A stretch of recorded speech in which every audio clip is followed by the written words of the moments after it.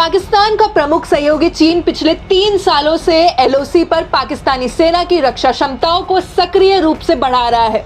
इसी बीच खबर आई है कि पाकिस्तान के प्रधानमंत्री शहबाज शरीफ 4 दिन के लिए चीन के दौरे पर जा रहे हैं। इस बात की जानकारी पाकिस्तान के विदेश मंत्री ने दी है।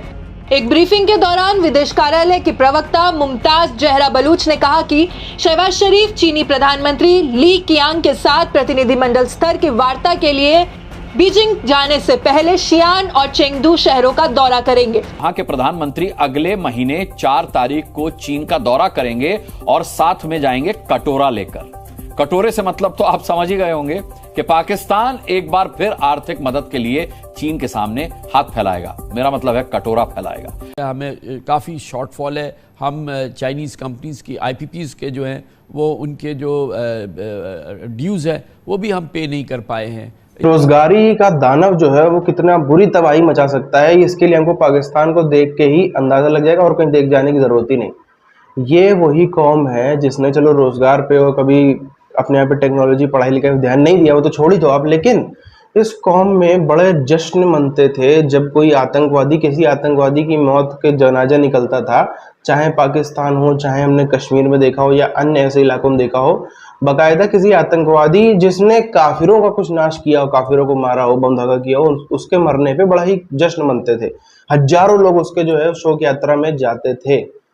अब क्या है, अब तो कोई काफिर कुछ नहीं कर रहा, अब तो उनके खुद के नेताओं की हरकत है। अब क्यों नहीं जनाजे निकलते, अब क्यों नहीं ये लोग जश्न मनाते हैं जब इनकी खुद की भी गलतियों के चलते महंगाई इतनी ज्यादा हो गई, लोग पत्नियां अपने पतियों का मर्डर कर रही हैं। कितनों ने तो हजारों ऐसे मामले हैं, 10,000 ऐसे मामले पिछले 1-1.5 साल में जो कोई पत्नी तलाक दे गई, कोई ऐसे ही छोड़ के चली गई, सिर्फ और सिर्फ बेरोजगारी की वजह से। पीएम दोनों देशों के प्रमुख बिजनेसमैन, एंटरप्रेन्योर्स और इन्वेस्टर्स के साथ चीन पाकिस्तान बिजनेस फोरम को भी संबोधित करेंगे। बड़ी बात यह है कि शहबाज शरीफ इस दौरान चीनी राष्ट्रपति से भी मुलाकात करेंगे। इस बात की जानकारी भी पाकिस्तानी विदेश मंत्रालय ने दी है। भारत के नजरिए से भी पाकिस्तान चीन की ये मुलाकात काफी अहम होने वाली है, क्योंकि एक तरफ भारत में 4 जून को लोकसभा चुनाव का रिजल्ट घोषित होगा, जिस पर पूरी दुनिया की पहले से ही नजर है।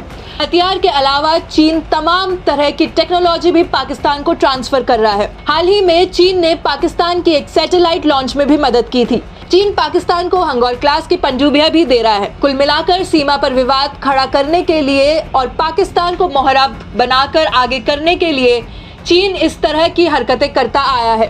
खैर, भारत अपने दुश्मनों से निपटना जानता है, लेकिन देखना यह होगा कि आखिर चीन पाकिस्तान की मुलाकात से क्या कुछ निकलकर सामने आता है। क्या पाकिस्तान परमाणु बम फोड़ देगा?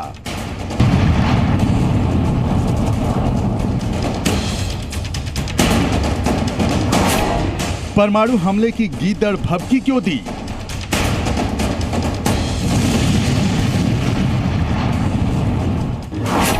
जिनपिंग को खुश करने में लगे हैं शहबाज।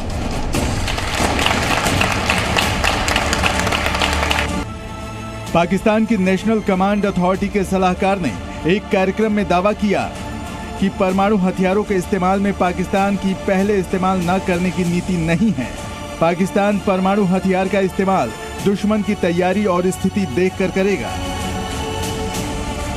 भारत का stand no first no use का रहा है, लेकिन परमाणु हथियारों को लेकर पाकिस्तान की स्थिति कभी क्लियर नहीं रही। लेकिन अब पाकिस्तान कह रहा है कि वो अपने हिसाब से परमाणु बम फोड़ सकता है। खालिद अहमद किदवई ने ये बात 28 मई को आयोजित एक कार्यक्रम में कही।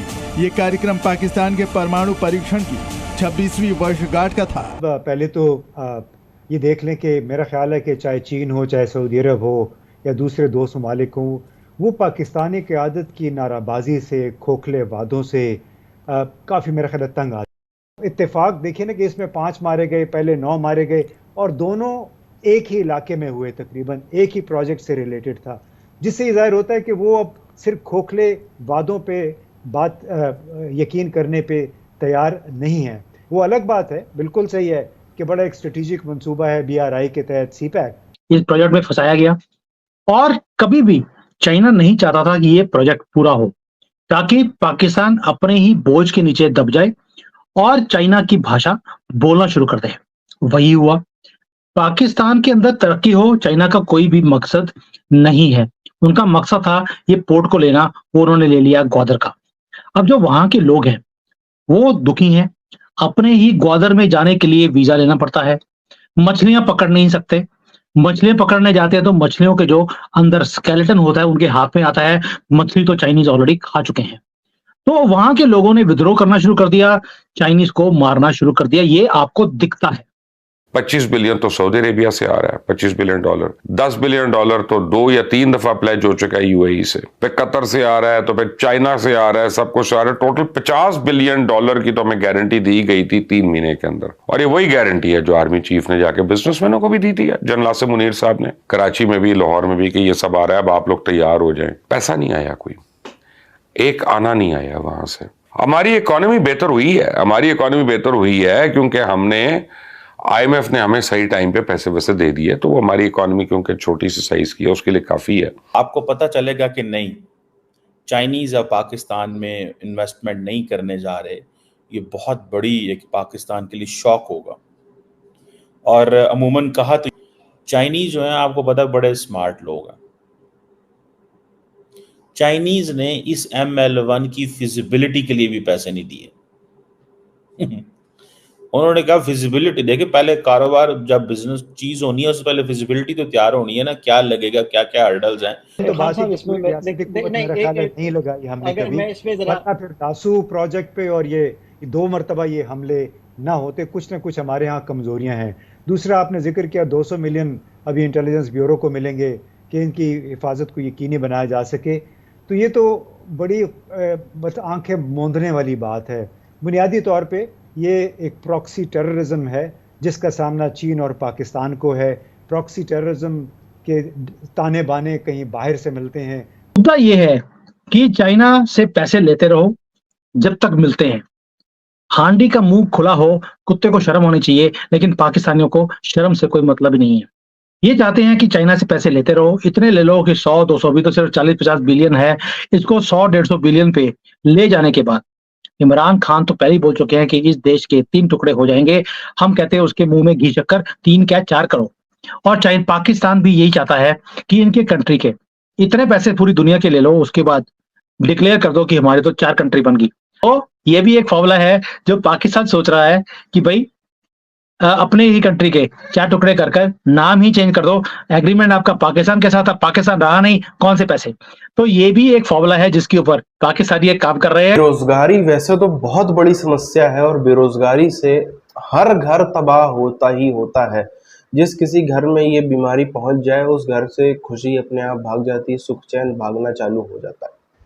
लेकिन स्थितियां इतनी ज्यादा बिगड़ जाएं, जो मैंने पहले आपको कईयों बार बताया, एक बार तो मैंने देखा वीडियो में कमेंट लोग कर रहे थे कि ये क्या बात है, बेरोजगारी की वजह से लोगों के तलाक होते हैं क्या, ये तो फालतू बात कर रहा हूँ। आपके सामने है खबर, तलाक क्या मर्डर तक होते हैं, और सिर्फ पाकिस्तान में नहीं दुनिया भर में होते हैं। लेकिन पाकिस्तान में ऐसे ज्यादा मामले सुनने को हमको मिल रहे हैं आजकल पिछले 1-1.5 साल से, कि आदमी जो है वो अपनी किडनियां बेचने में मजबूर है, आदमी जो है वो अपने घर वालों से झगड़ भी रहा है प्रॉपर्टी और पैसों को लेकर भी।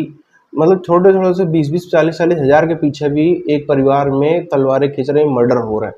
मतलब औरतें सबसे ज़्यादा, औरतों को मायके वाले बुला ले रहे, कोई ज़रूरत नहीं उस गरीब के यहाँ रहने की, आ जाओ यहाँ पे हम जैसे तैसे रोटी खिला लेंगे, ये वो दुनियादारी। मतलब काफ़ी स्थितियाँ पाकिस्तान में जो है वो ख़राब होती जा रही हैं बेरोज़गारी की वजह से।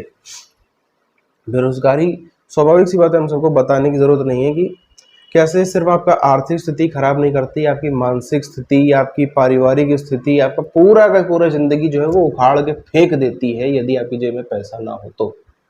अब इस कौम ने जिस तरह से सिर्फ और सिर्फ वही काम किए, सिर्फ और सिर्फ वही जाहिलियत भरे काम किए 75 सालों में, इधर आतंक फैला दो उधर फैला दो। मतलब आप देखो पाकिस्तान में बाकायदा एक गली मोहल्ले से जब एक आतंकवादी निकलता था ना तो उसकी तारीफें होती थी, लोग बड़ा गर्व से कहते थे देखो देखो फलाने फलाने 2 गली छोड़ के जो रहते हैं उनका बेटा जो है वो आतंकवादी बन गया, फलाने फलाने है उनका तो बेटा कश्मीर में, भारत के कश्मीर में खेल करके आया, इनका तो है वहां पे फट गया बम बांध के, वहां तो ये कर गया।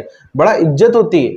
आपने देखा हो किस तरीके से आतंकवादी, जब कोई बड़ा स्तर का आतंकवादी, मीडियम लेवल का आतंकवादी मरता था पाकिस्तान में या भारत के भी कुछ कश्मीर जैसे अन्य इलाकों में हमने देखा, तो उसके जनाजे में हजारों हजार आपको लोग दिख जाएंगे, सैकड़ों लोग दिख जाएंगे। यही जो था ना कि मरने पे इतना प्राउड करेंगे, काफिरों को मार के मरा। अब देखो, अब वही चीज यहाँ पे घूम फिर के आ रही है। अब तो बिना काफिरों को कुछ ना, काफिरों को मारने को, जब तो महंगाई से मर रहा है इंसान। अब तो पाकिस्तान में जो है वो बेरोजगारी ने इतना ज्यादा गला दबोच रखा है लोगों का कि बचने को कोई रास्ता नहीं मिल रहा है।